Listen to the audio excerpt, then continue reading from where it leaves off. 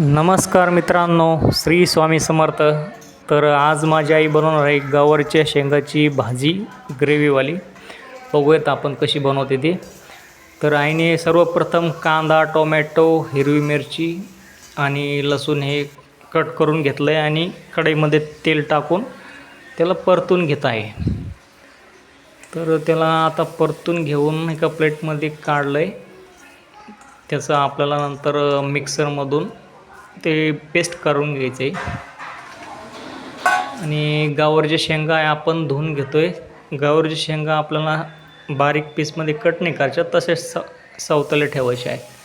आणि आता कढईमध्ये तेल घालून त्याला आपण परतून घेणार आहोत.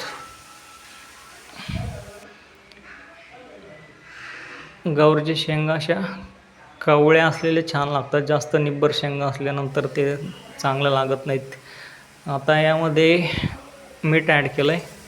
मीठ ॲड करून सर्व व्यवस्थित कालून घ्यायचं आहे.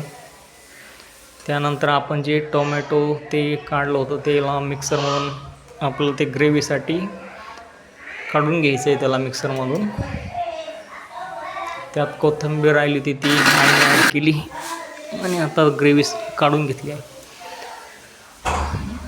आता शेंगा आपल्या परतून झाल्यात.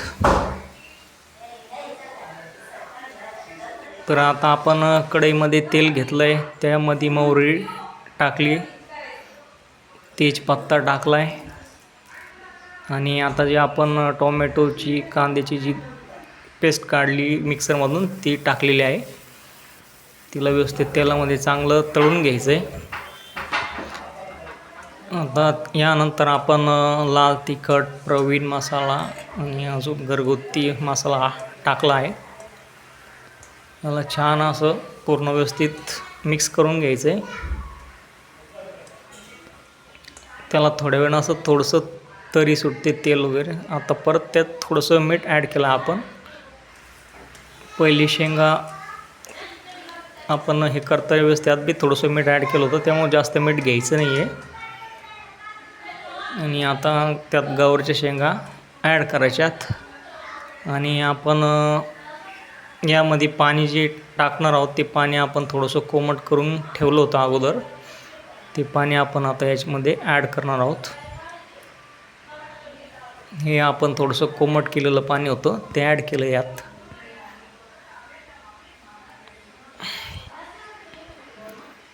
तर आता आपण याला थोडी वेळ शिजत ठेवूयात. आणि आता ही आपली भाजी बनलेली आहे. परत आपण यावरती थोडीशी कोथिंबीर टाकणार आहोत. तर ही आपली एक नवीन वेगळ्या पद्धतीची गवारच्या शेंगाची भाजी तयार झाली आहे खाण्यासाठी.